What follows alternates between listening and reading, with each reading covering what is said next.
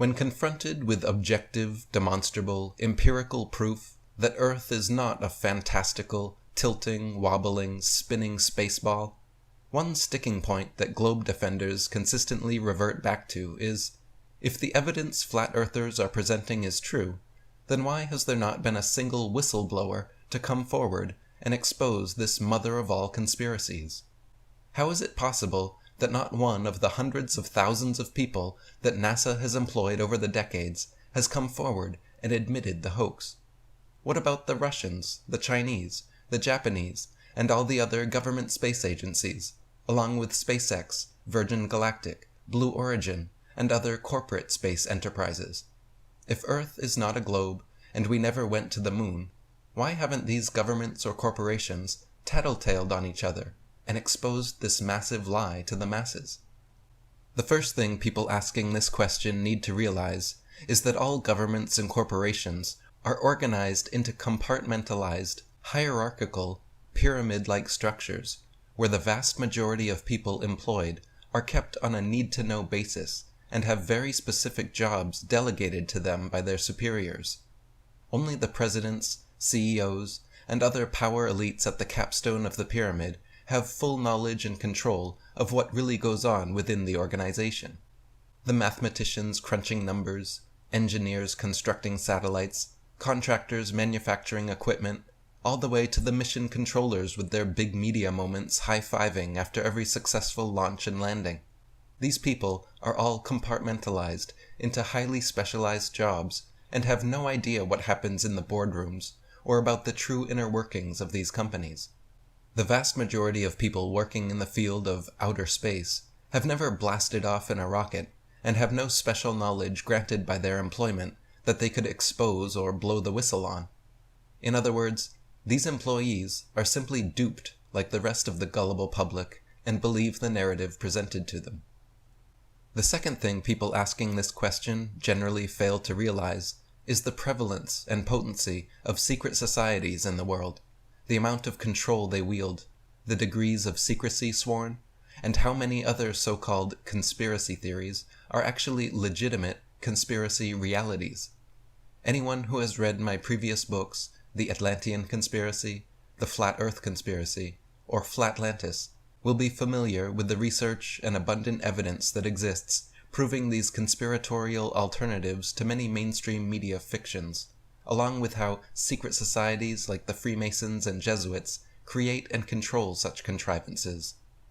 Most people are unaware, for example, that Freemasonry, the world's oldest and largest secret society, exists in almost every country, with over 5 million members worldwide, all blood oath bound and sworn to secrecy every degree they rise. They are unaware that Masons like John Robison and Captain Morgan have actually blown the whistle and both paid the ultimate price after publishing their books divulging the secrets of Masonry. People are also unaware, for example, that nearly every astronaut NASA claims to have sent to space is actually a confirmed Freemason. John Glenn, two-time U.S. Senator and one of NASA's first astronauts, is a known Mason. Buzz Aldrin Jr., the second man to lie about walking on the moon, is an admitted, ring-wearing, hand-sign-flashing, 33rd degree Mason from Montclair Lodge No. 144 in New Jersey. Edgar Mitchell, another supposed moonwalker aboard Apollo 14, is an Order of Demolay Mason at Artesta Lodge No. 29 in New Mexico. James Irwin of Apollo 15, the last man to lie about walking on the moon, was a Tejon Lodge No. 104 member in Colorado Springs.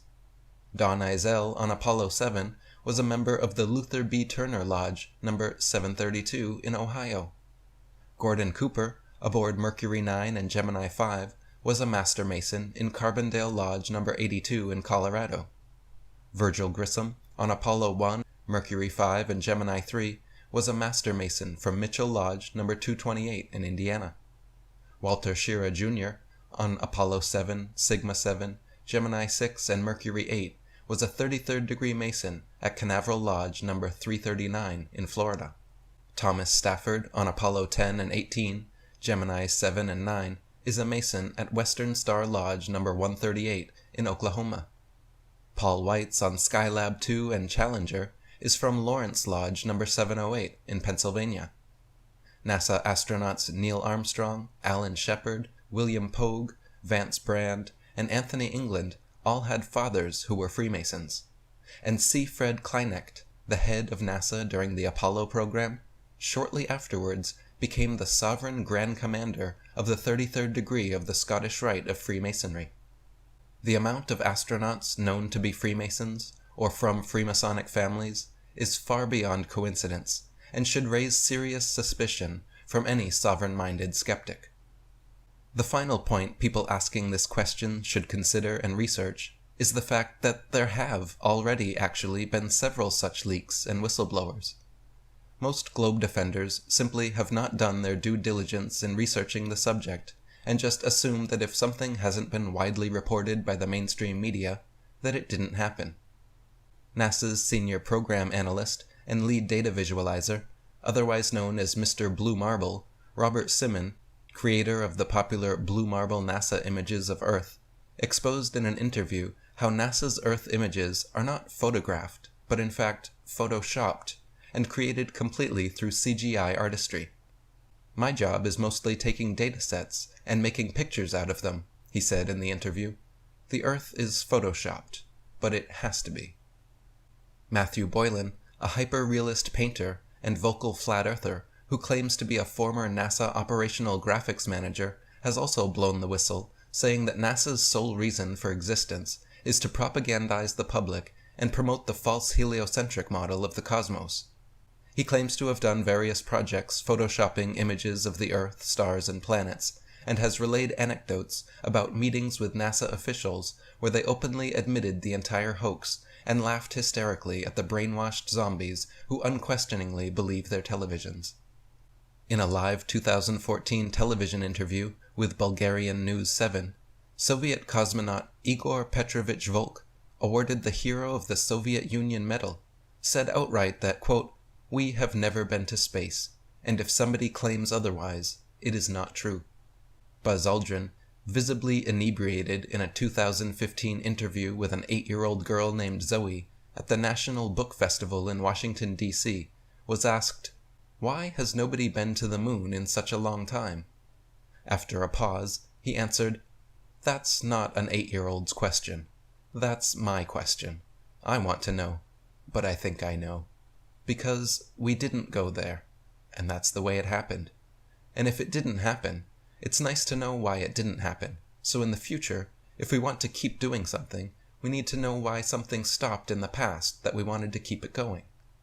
Even more recently, in a live 2019 television interview, the first and last Polish astronaut and national hero, Miroslaw Hermazowski, 40 years after his flight to space, when asked, "You have been there.